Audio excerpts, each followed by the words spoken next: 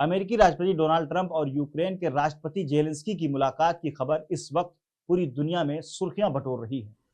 White house में हुई इस वार्ता के दौरान दोनों के बीच तीखी बहस हुई, जिसने सभी को हैरान कर दिया। दोनों देशों के राष्ट्रीय अध्यक्षों के बीच इस तरह के मूवमेंट एक दुर्लभ दृश्य है। पूरे घटनाक्रम के बाद अमेरिकी राष्ट्रपति डोनाल्ड ट्रंप शुक्रवार रात को फ्लोरिडा के पाम बीच इंटरनेशनल एयरपोर्ट पहुंचे और वहां से सीधे अपने आवास की ओर रवाना हो गए। वहीं जेलेंस्की ब्रिटेन चले गए हैं। वो अब लंदन में ब्रिटिश प्रधानमंत्री कीर स्टारमर द्वारा यूक्रेन पर आयोजित एक समिट में शामिल होंगे। क्या है पूरा मामला और क्यों हुआ दोनों के बीच विवाद?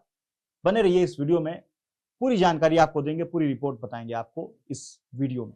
दरअसल राष्ट्रपति ट्रंप पूर्व प्रेसिडेंट जो बाइडेन प्रशासन द्वारा यूक्रेन को दिए गए आर्थिक और सैन्य मदद का मुआवजा मांग रहे हैं। वो चाहते हैं कि बस अमेरिका को किसी तरह उस इन्वेस्टमेंट का रिटर्न मिल जाए। अपने बयानों में वो कई बार कहते सुने जा रहे थे कि दिए गए सपोर्ट के बदले अमेरिका को 500 अरब डॉलर चाहिए, लेकिन 350 अरब डॉलर पर बात फाइनल करना चाह रहे थे। उन्होंने शर्त भी रखी कि इसके बदले यूक्रेन को कुछ नहीं मिलेगा, सुरक्षा तो कतई नहीं।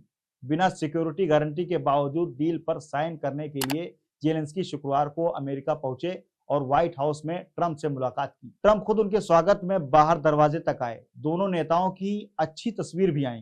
फिर ट्रंप जेलेंस्की और अपने कैबिनेट के साथ प्रेस को संबोधित करने के लिए बैठे। इस दौरान एक पत्रकार ने यूक्रेन की सिक्योरिटी पर सवाल पूछा तो उन्होंने इस मुद्दे पर बात करने से साफ इनकार कर दिया। डोनाल्ड ट्रंप ने जवाब में कहा, मैं अभी सुरक्षा के बारे में बात नहीं करना चाहता। मैं चाहता हूं कि बस डील हो जाए। आप भी उसी ट्रैप में फंसे हैं जहां सभी फंसे हैं।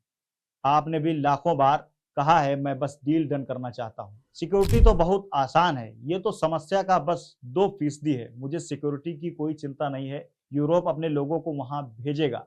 मुझे पता है फ्रांस, ब्रिटेन और अन्य देश हैं जो यूक्रेन को सुरक्षा देंगे।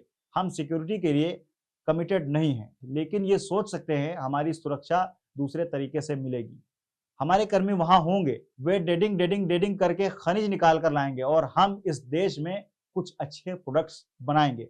पत्रकार के सिक्योरिटी के सवाल पर जेलेंस्की ने भी अपनी प्रतिक्रिया दी। उन्होंने कहा, बात अगर सिक्योरिटी गारंटी की है और बात अगर सीज फायर की है तो हम सीज फायर के बारे में बात ही नहीं कर सकते, क्योंकि इसका कभी फायदा नहीं हुआ है। पुतिन ने 25 बार सीज फायर तोड़ा है, तब जब 2016 में ट्रंप राष्ट्रपति थे। तो हम सीज फायर के बारे में बात ही नहीं कर सकते।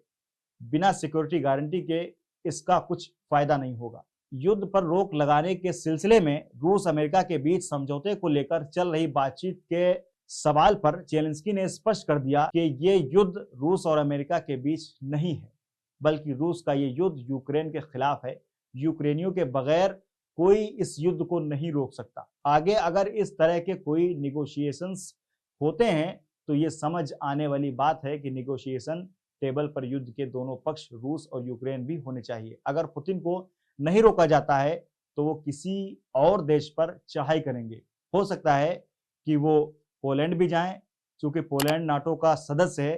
तो जेलेंस्की ने कहा कि फिर इस स्थिति में अमेरिका की सेना भी लड़ रही होगी। जेलेंस्की की इस बात पर ट्रंप को इतना बुरा लगा कि उन्होंने जेलेंस्की पर यह आरोप लगाए कि आप सीज फायर नहीं चाहते हैं और आप अपने लोगों को मरने देना चाहते हैं। उन्होंने जेलेंस्की पर आग बबूला होते हुए कहा, आप लाखों लोगों की जिंदगी के साथ जुआ खेल रहे हैं। आप तीसरे विश्व युद्ध का जुआ खेल रहे हैं और आप जो कर रहे हैं वो देश के लिए बहुत अपमानजनक है।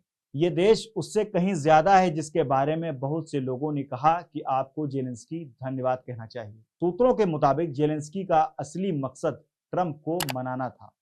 अमेरिकी प्रेसिडेंट और रूसी राष्ट्रपति पुतिन के बीच हाल के दिनों में नजदीकियां काफी बढ़ गई थी। फॉक्स न्यूज को दिए गए एक इंटरव्यू में जेलेंस्की ने कहा भी था कि हम चाहते हैं कि ट्रंप मध्य में रहें। हम ये भी चाहते हैं कि वो हमारे पक्ष में रहें। हालांकि उन्होंने ट्रंप से माफी मांगने से इनकार कर दिया है और कहा, मैं राष्ट्रपति का सम्मान करता हूं, मैं अमेरिका के लोगों का भी सम्मान करता हूं। मुझे नहीं लगता कि हमने कुछ गलत किया है। फिलहाल अब ये देखना बहुत ही दिलचस्प होगा कि क्या ये विवाद ठंडा होता है या फिर कुछ और ही देखने को मिलता है। इस वीडियो में इतना ही। तब तक के लिए बने रहिए मेट्रो फ्यूचर न्यूज के साथ।